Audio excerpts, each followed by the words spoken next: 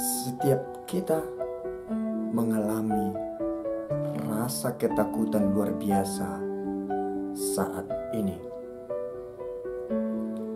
Kita sedang menghadapi rasa takut luar biasa, membayangkan seandainya hidupku berujung karena pandemi ini. Lebih dalam, kita merasakan kekhawatiran besar ketika membayangkan salah satu anggota keluarga kita hilang dari perkumpulan karena kematian. Jauh di lubuk hati, kita mengharapkan bantuan Sang Ilahi. Corona memang kejam. Ia memaksa kita menjaga jarak dengan orang-orang yang kita cintai, sanak saudara, keluarga. Aku tidak bebas memeluk hangat anakku ketika dia hendak tidur. Aku tidak bisa mencium hangat telapak tangan ibuku ketika aku hendak berpamitan. Aku tidak bisa bergelayut manja di bahu ayahku ketika dia pulang kerja di sore hari.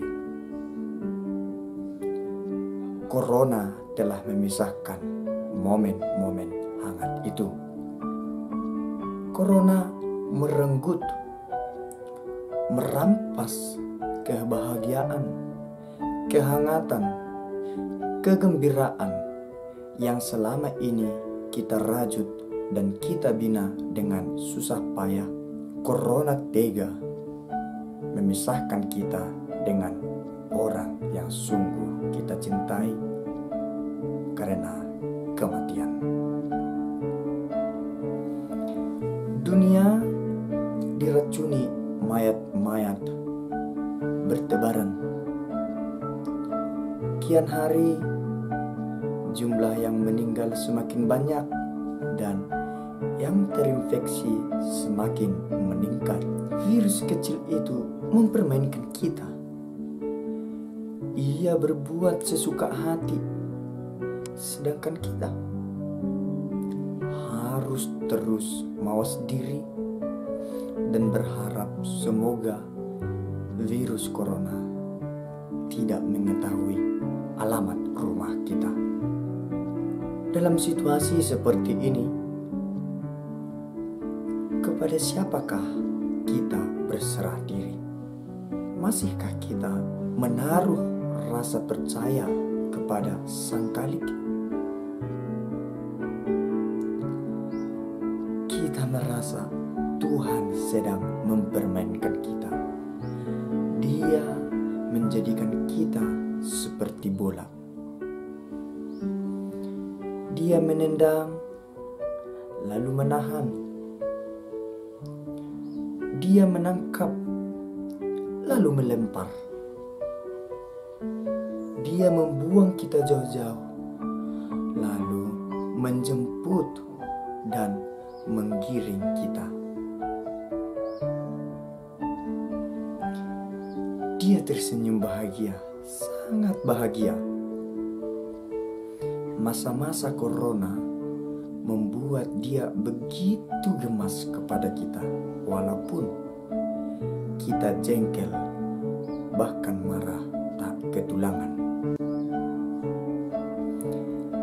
Kebahagiaan Sang Ilahi semakin terpenuhi ketika kita berbondong-bondong meminta bantuan dan memohon rahmat darinya. Selama ini, ketika hidup kita tertata dengan teratur dan berjalan dengan baik, kita merasa apa yang kita miliki merupakan buah kerja keras dan hasil keringat kita.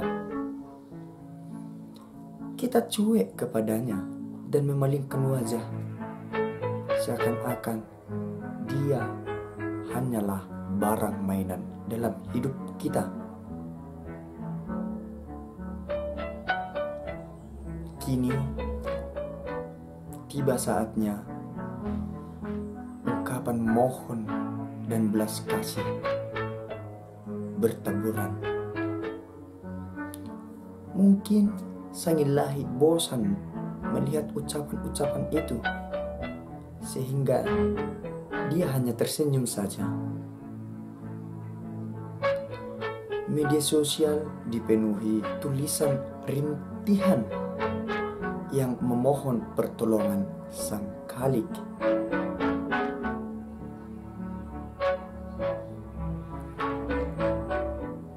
Ungkapan-ungkapan mohon diungkapkan dengan rendah hati. Kita menyerah.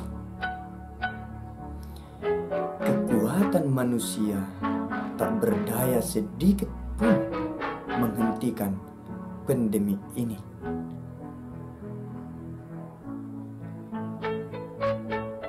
Mungkin saja virus ini menjadi jalan untuk kembali ke pelukan Sang Ilahi. Kenyataan ini menyadarkan kita kembali bahwa seluruh rantai kehidupan disambung oleh Dia yang berkuasa dalam kehidupan kita. Virus corona menjadi bukti kalau kita tidak sanggup sedikit pun tanpa Sang Ilahi berperan dalam hidup kita. Sahabatku, Tuhan masih menikmati permainan itu. Corona masih bersuka cita di bumi ini. Dia masih beria-ria, dia masih hidup. Oleh sebab itu, mari tekunlah bergelayut manja kepada Allah melalui doa.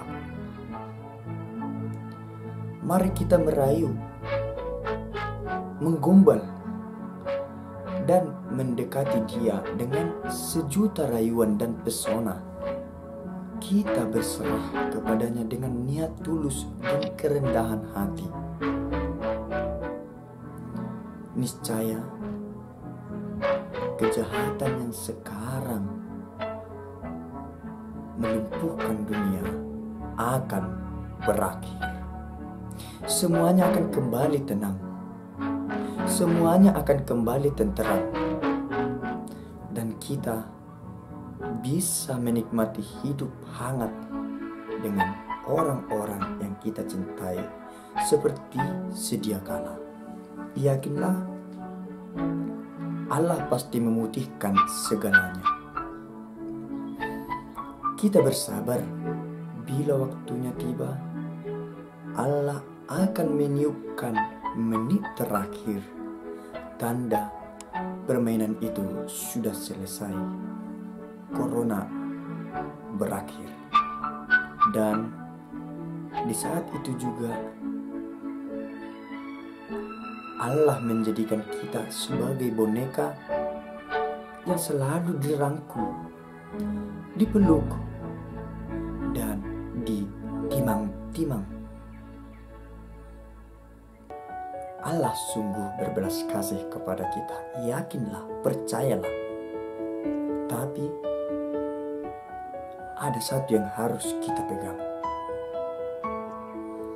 Fenomena ini mengungkapkan bahwa pada akhirnya hidup kita bergantung kepada Allah.